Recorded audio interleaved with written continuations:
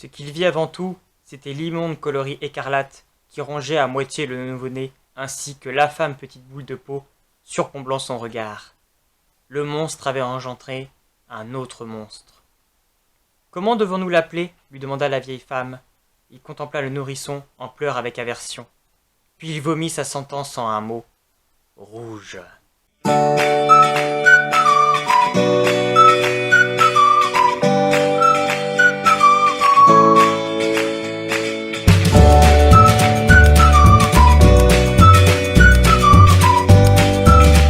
Bonjour à tous et bienvenue pour cette nouvelle vidéo. J'espère que vous allez bien, que vous avez passé une bonne semaine. Aujourd'hui, vidéo Plib. Plib, le prix littéraire de l'imaginaire booktuber. Je rappelle ce que c'est vite fait le Plib pour ceux qui ne savent pas. Le Plib est un prix littéraire constitué d'un jury en fait, de booktubeurs, instagrammeurs, blogueurs qui votent pour élire le meilleur roman francophone sorti de l'année précédente. Nous sommes donc dans l'édition 2021 qui va donc récompenser le sortant 2020. Il y a différentes étapes en fait, où en fait au début on a une sélection en fait, de quasiment tous les romans qui ont pu être sortis francophones sortis en 2020. Et après différents votes, on a différentes étapes, donc on passe donc de tous les livres à 25 et puis 5. Donc là nous avons les 5 finalistes. On doit lire tous les finalistes, en faire une chronique. Et à la fin, il faudra chacun fasse son vote pour celui qu'il a préféré des 5. Et nous aurons donc le grand gagnant du Plib. Je vous invite à aller voir soit leur chaîne YouTube ou aller sur leur site internet pour découvrir concrètement ce qu'est le Plib. Je commence donc avec le premier avis, le premier finaliste que j'ai lu de ces 5 finalistes du Plib. Et je me suis donc tourné vers la lecture de Rouge de Pascaline Nolo aux éditions Gulfstream. Et j'ai passé un bon moment de lecture sur ce roman. Il s'agit d'une revisite, on va dire, du conte du Chaperon Rouge. L'histoire de Rouge raconte en fait l'histoire, comme le nom l'appelle, de Rouge. C'est une petite fille qui vit dans le hameau de Malombre et qui en fait a une marque rouge au visage et une espèce de boursouflure aussi à l'œil. Et elle est vue en fait comme étant une sorte de fille de Satan, enfin elle a la marque du diable.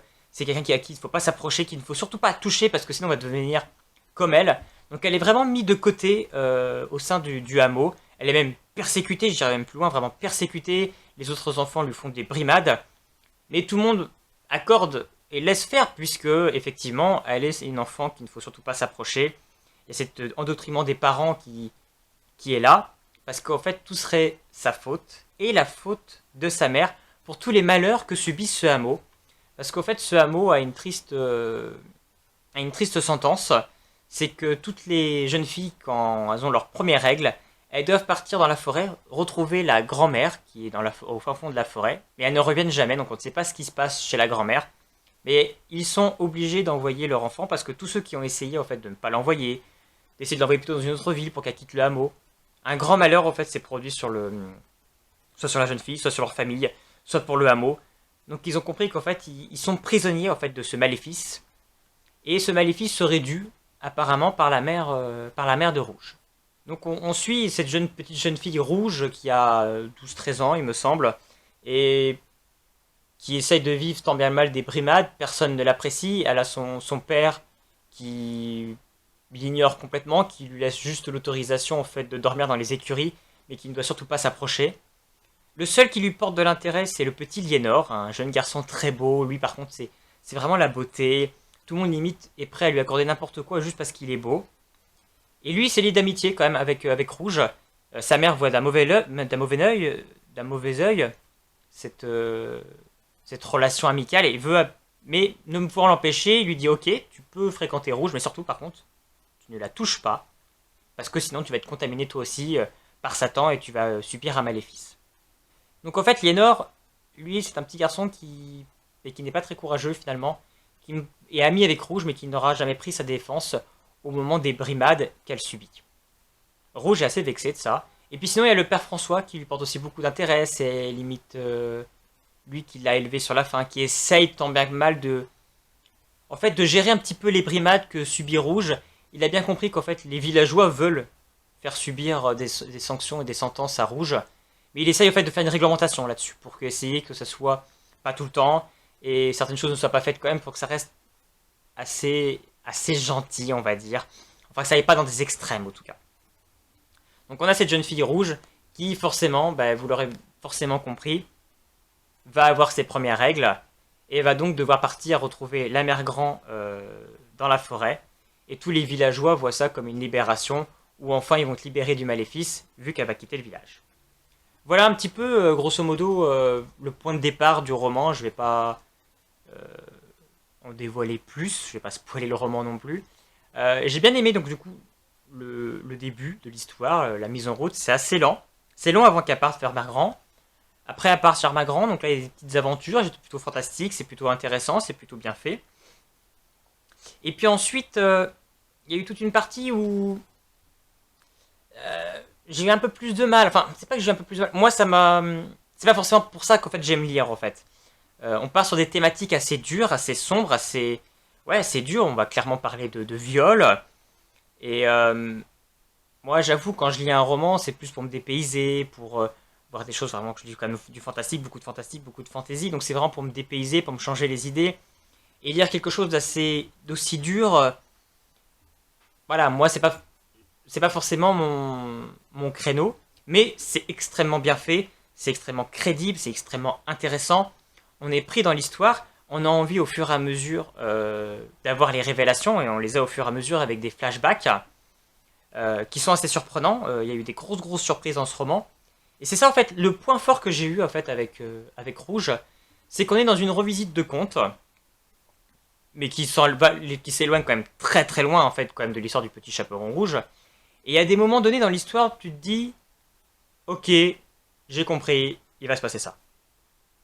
Et en fait, pas du tout, ça prend une autre tournure, inattendue. Pas, c'est ça, c'est qu'elle arrive en fait à nous prendre en contre-pied, et pas qu'une seule fois, parce que un coup il y a eu ça, il y a un coup je me suis dit, bon il va se passer ça. Bon il n'y a pas eu ça. Bon maintenant il va se passer ça alors. Et non plus, elle nous reprend en contre-pied en fait. Et c'est ça que j'ai trouvé ça intéressant, c'est qu'elle n'est pas allée dans la direction, on va dire, attendue. Des fois j'ai lu des revisites de contes où limite, voilà, il y avait un chemin et on y allait directement et même si c'était intéressant, on savait qu'on allait vers là.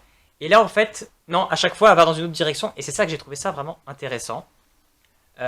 Jusqu'à la fin, même jusqu'au dernier chapitre, elle arrive à nous surprendre et à nous faire des révélations qu'on ne s'attendait pas. Et ça m'a vraiment bluffé. C'est vraiment le point fort de ce roman. Ça m'a fait penser un petit peu à L'Étrange Malaventure de Mirella de Flor Vesco.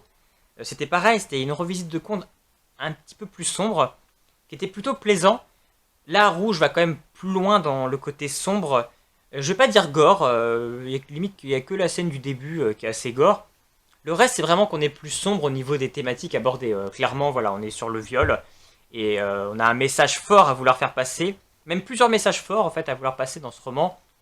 Tant par le côté, oui, le viol, et un petit peu aussi l'image qu'on peut avoir où quelqu'un de moche va forcément être méchant, quelqu'un de beau va forcément être gentil, la position sociale aussi a un rôle. Donc tout ça sont des thématiques qui sont plutôt bien faites. Comme dans Mirella, L'étrange malaventure de Flor Vesco, mais un petit peu moins poussé, on a essayé de retransposer un travail d'écriture un petit peu à l'ancienne, aussi avec les mœurs anciennes. Donc ça c'est plutôt bien fait, c'est plutôt intéressant et ça nous plonge un petit peu plus dans l'univers qu'a voulu développer Pascaline Nolo dans son roman Rouge. D'ailleurs, petit aparté, j'adore le bouquin avec les côtés rouges, c'était plutôt bien vu. Donc non, moi j'ai passé un bon moment, c'est une bonne revisite de contes. Voilà, comme je l'ai dit à un moment donné dans la vidéo, c'est pas forcément ce que je prends plaisir en fait, on va dire, à lire plus. Voilà, ça m'a changé de lecture, j'ai passé un bon moment, c'est extrêmement bien fait, on a beaucoup de révélations, beaucoup de petites touches fantastiques qui sont très bien trouvées, il y a des très bonnes idées, et j'ai aimé ces petites touches fantastiques, c'était vraiment très intéressant. Et j'ai aimé tous les contre-pieds qu'elle m'a fait et qu'elle a réussi à me surprendre du début jusqu'à la fin. Donc non, j'ai passé un très bon moment de lecture sur Rouge. Si vous aussi vous avez lu Rouge de Pascaline Nolo, n'hésitez pas à me laisser un petit commentaire pour me dire ce que vous en avez pensé. Et puis sinon, on se retrouve bientôt pour une prochaine vidéo. Je vous souhaite une très bonne semaine et à bientôt!